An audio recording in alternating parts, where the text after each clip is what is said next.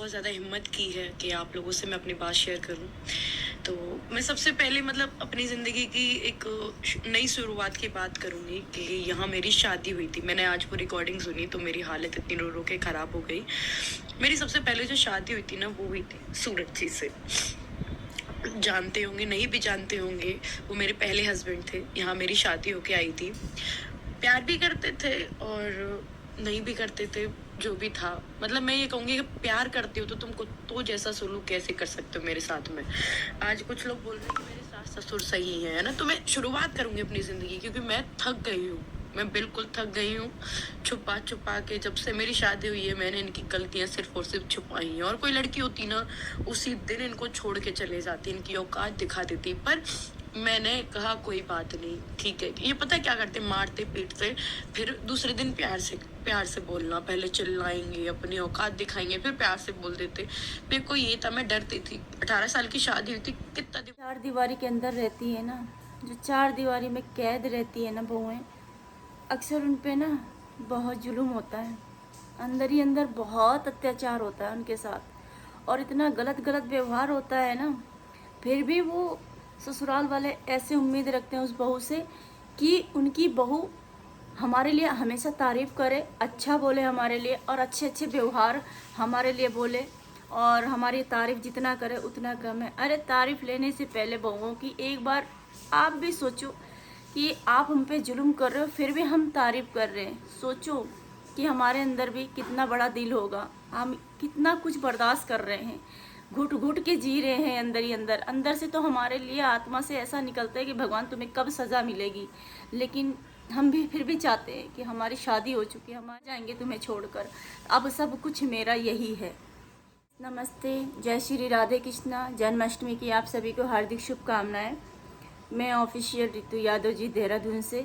जैसे कि आप सब अच्छे से जानते हैं मेरे को भी, और अच्छे अच्छे लोग मुझे बहुत प्यार करते हैं। और जो अच्छे की पहचान होती है ना, वो सदा ही गुणगान होती है। उस चीज़ की हम हमेशा गुणगान करते हैं, अच्छा बोलते हैं उनके लिए।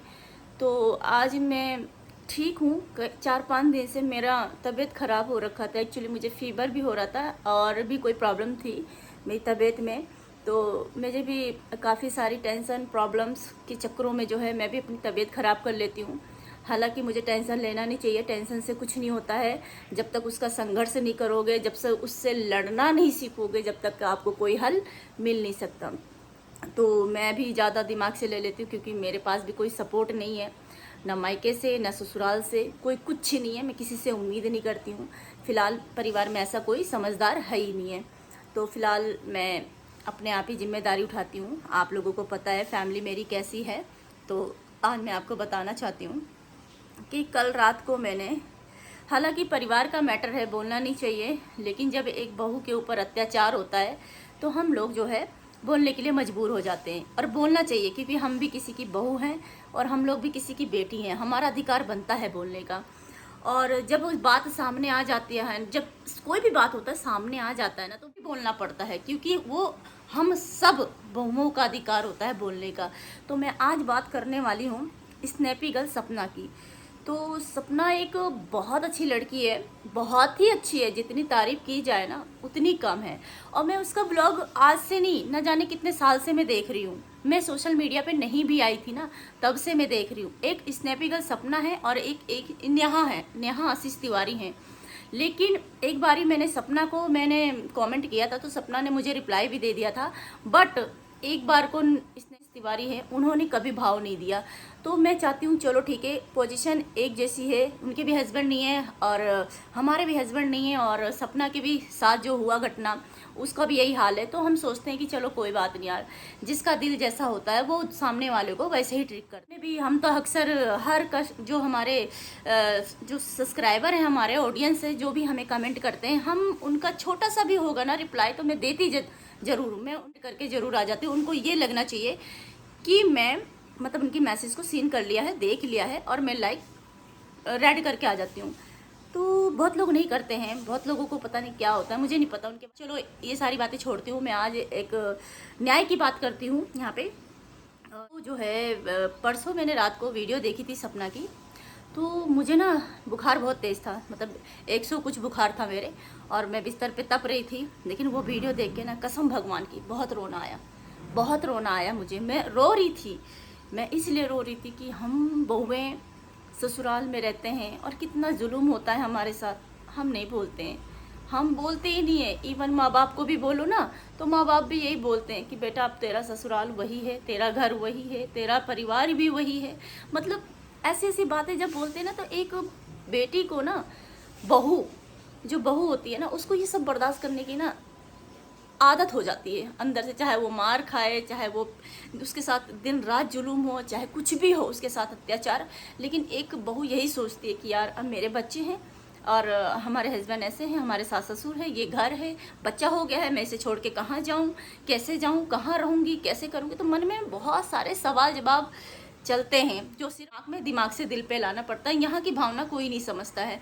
और जितना हम ससुराल वालों की तारीफ करते हैं ना कि हमारे घर में ऐसे हैं, मेरे सास ससुर वैसे हैं, हमारे सास ससुर, हम मजबूर हो जाते तारीफ़ करने के लिए, क्योंकि वही लोग हमसे जुल्म करते हैं, वही लोग हमारे ऊपर जुल्म करते हैं, और उन्हीं लोगों की हम तारीफ़ करते हैं। वो इसलिए करते हैं ना कि हम यहाँ से अब जाएंगे कहाँ।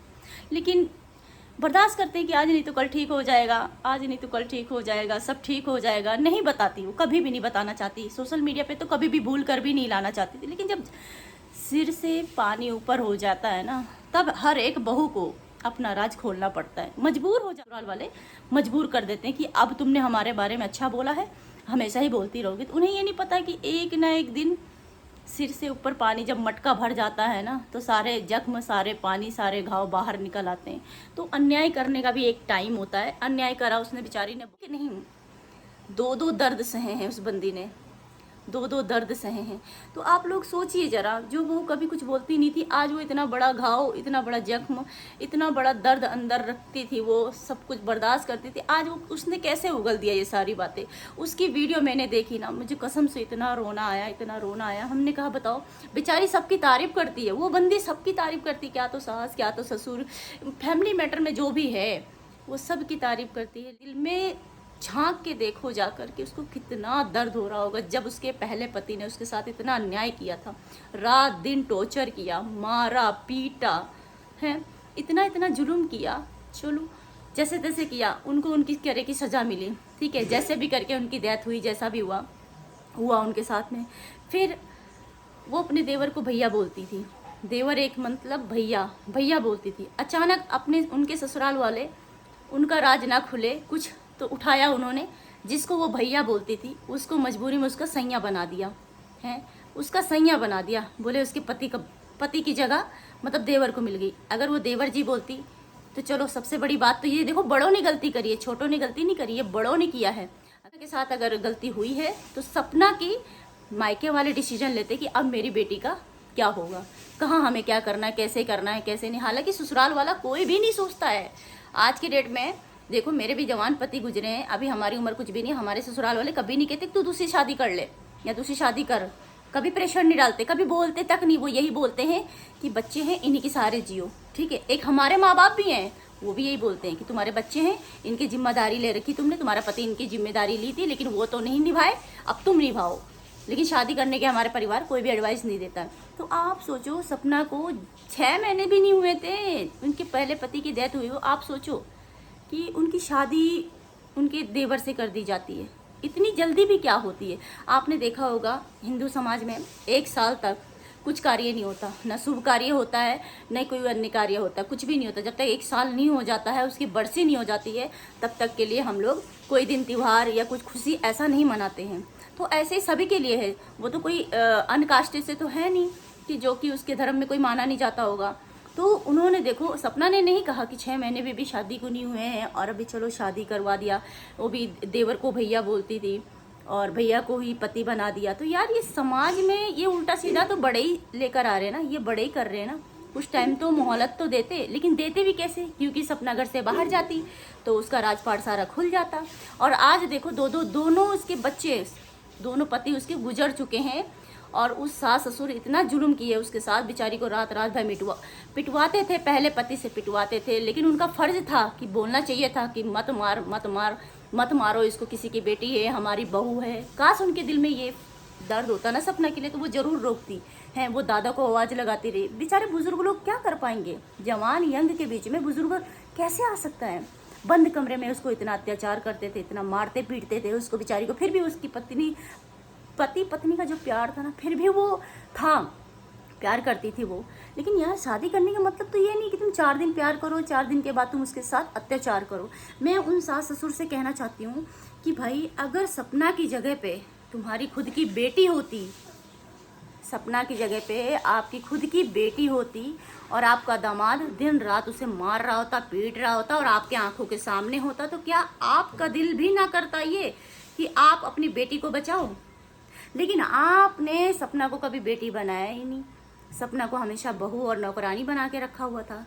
तो मैं यहाँ पे यही कहूँगी, ऐसी बहुएं हैं जो आजकल सब कुछ बर्दाश्त कर लेती हैं, लेकिन मैं कहती हूँ बर्दाश्त मत करो, करो उतने हद तक जितना तुम्हें लगता है कि हाँ मुझे यहाँ तक करना चाहिए। अब उनके दोनों औलाद ख़त्म हो चुकी है, दोनों औलाद मर चुके हैं, तो अब वो सोच रही है कि अब सपना को हम क्या ब्लेम लगाएं, क्या चीज़ करें, अब कितना अत्याचार करें। फैमिली में हम ब्लॉग देखते रहते हैं, आए दिन कुछ ना कुछ चलता रहता है उनके, तो ये सभी की फैमिली में होता रहता है, सबके फैमिली में लड़ाई झगड़े होते हैं, सबके फैमिली में बात फिर वहीं से वहीं आके नॉर्मल हो जाती, ख़त्म हो जाती, बात को ख़त्म कर दिया जाता है। लेकिन कोई देखो यार, जब तक आदमी है ना, आदमी के होते हुए ना बहुत वैल्यू होती है, पता है। लेकिन हाँ, आदमी अगर अच्छा हो तो, अब उसके पहले पति बहुत अच्छे थे देखने में, बाहर से देखने में बहुत अच्छे लगते थे, लेकिन अंदर उनकी कितनी हैवानियत, इतनी शैतानी पना, इतना गंदगी भरी हुई थी, वो तो आज सपना ने बताया है। और हम लोग कुछ बीच में सोशल मीडिया पे कुछ लोगों ने उसके ऊपर इतना ट्रोल किया था कि इसने इतनी जल्दी शादी कर ली, इसने दूसरी शादी कर ली। अरे तुम किसी की मजबूरी नहीं समझ पाओगे, क्योंकि अंदर की बात वही जानता है जिसके ऊपर बीतती है। कितनों ने उनके ऊपर ब्लेम लगाया था, कितने लोगों ने वीडियो बना के करा कि ले अभी तो इतने महीने भी नहीं हुए, इतनी शादी कर ली, इसको तो पता नहीं, इसको तो गम नहीं है, इसको तो ऐसा नहीं है, इसको तो ऐसा नहीं है, दुनिया की बातें बोली थी। लेकिन आज उसने असलियत बताई है कि मेरे ऊपर कितना जुल्म हुआ है, मेरे ऊपर कितना अत्याचार हुआ है, कितने लोगों ने तब में खुशियाँ मनाई हैं। तो ये सारी चीज़ें ना किसी के साथ भी हो सकता है, आज सपना नहीं है, ना जाने कितने लोगों के साथ में होता है ऐसा। तो अपने हक की लड़ाई ना लड़ना सीखो। अब वो दिन चला गया कि बंद कमरे में पति मार रहा है, पीट रहा है और तुम चुपचाप बैठी हो, मार खा रही हो। किसी के लिए मत दबो, आप अपने अधिकार के लिए लड़ सकती हो, ठीक है ना, लड़ सकती हो। सपना ने आज इतना मार खाया, लेकिन कहीं ना कहीं वो चुप रही, क्योंकि वह 4 महीने की प्रेग्नेंट थी। और इस दौरान जो है वो औरत फिर भी मार सहती रही। लेकिन माँ को तरस अपने बच्चे के लिए आ रहा था, मैं 4 महीने की प्रेग्नेंट हूँ और ये मेरा पति मुझ पर वार कर रहा, मार रहा, पीट रहा, छेद रहा मेरे को अच्छे से, इसको शर्म नहीं आ रही थी। चलो उसके कर्मों की सज़ा उसको मिली, उसके जो कर्म थे ना उसकी सज़ा उसे मिल गई, ठीक है ना। लेकिन यार आज देखो, राजवीर गया, सूरज आया, सूरज की लाइफ भी, सूरज ने तो थोड़ा बहुत उनकी लाइफ में खुशियाँ दी थी। जो बोलते हैं छोटे देवर ने जो शादी करी थी, वो तो मुझे लगा कि बहुत ज़्यादा अच्छा है, उन्होंने काफ़ी सारी चीज़ें मतलब हैंडल की थी, काफ़ी दुख दर्द देखे थे, बहुत अच्छा लगा यार। लेकिन ये है ना कि सपना जी के साथ जो हुआ ना बहुत बुरा हुआ, सच में। कितना बर्दाश्त करा होगा उन्होंने, कितना सब्र किया होगा उन्होंने कि आज मेरा दिन अच्छा आएगा, आज मेरा दिन। आज देखो वो दोनों पतियों से हार गई है, दोनों पति उनके बीच में नहीं है। और देखो ना आप, अब उसको बेचारी को क्या क्या सामना करना पड़ेगा। ये हम लोग ना, सच बताएं, हम लोग ना घूट के पी जाते हैं। और कुछ हमारे पेरेंट्स लोग भी ऐसे होते हैं जो हमको एडवाइस देते हैं कि अब तुम्हारा घर वही है, अरे तुम्हारी लड़की के साथ जुल्म हो रहा, तुम्हारे परिवार के साथ जुल्म हो रहा, तुम्हारी औलाद के साथ जुल्म हो रहा है, यार तुम तो एक्शन लो। अगर हम एक्शन नहीं ले पा रहे, कम से कम तुम तो लो। अब क्या बचा है, जब आदमी दिन रात मार रहा है, पीट रहा है, तुमको टॉर्चर कर रहा है, अब तुम्हारे बीच में क्या बचा हुआ है? अब क्यों नहीं आवाज़ उठा रहे हो? तो यार ये सब की कहीं ना कहीं कोई ना कोई मजबूरी होती है। बस मैं इतना कहूँगी, मैंने सपना की हालत देख के ना हमारे रोंगटे खड़े हो गए थे सही में, कि वो बंद कमरे में इतना कुछ सहती थी, उसके साथ इतना कुछ होता था।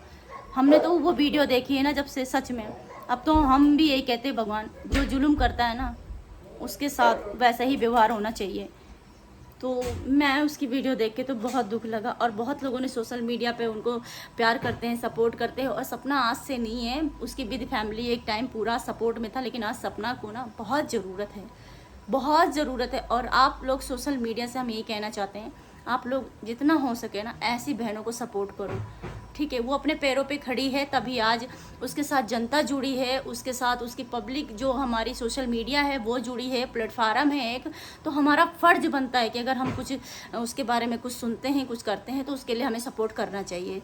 तो हम लोग चाहते हैं कि आप सपना जी के लिए आवाज़ उठाएं कि उनके साथ जो हो रहा है अच्छा नहीं हो रहा है। उनके पास 2 बच्चियां हैं, छोटी छोटी बच्चियां हैं, उनके बारे में भी सोचना है। देखो, एक माँ है ना, माँ सब कुछ सह लेती है, मार भी सह लेती है, घर से बेघर भी हो जाती है, बेइज्जती भी हो जाती है, सब कुछ सह लेती है। लेकिन ना ये मार पीट, ये दर्द, ये इतना किसी की बेटी के साथ करना, ये अच्छी बात नहीं है। और मैं ऐसे सास ससुर को यही कहना चाहती हूँ, अगर आप शादी करके लाते हो ना तो अपनी बेटी को बहू मत बनाओ। उस बहू बना के रखोगे तो शायद ना आप खुश रह पाओगे ना वो खुश रहेगी। यही सोचो कि वो आपकी बेटी है और बेटी को कैसे मान सम्मान इज्जत दिया जाता है, वैसे ही एक बहू को दर्जा मिलना चाहिए। मेरे ख्याल से तो यही है। बाकी आप लोग कमेंट करना कहाँ पे मैंने गलत बोला है, कहाँ पे मैंने सही बोला है। मैं आप लोगों के कमेंट का ज़रूर रिप्लाई दूंगी। इस बात बहुत बुरा हुआ, बहुत ही ज़्यादा बुरा हो रहा है। और इस बुराई को ना, भगवान कसम, मैं अभी भी यही कहती हूँ कि सास ससुर को कि सुधर जाओ, ऐसा अन्याय मत करो उस बेचारी के साथ में, ठीक है ना।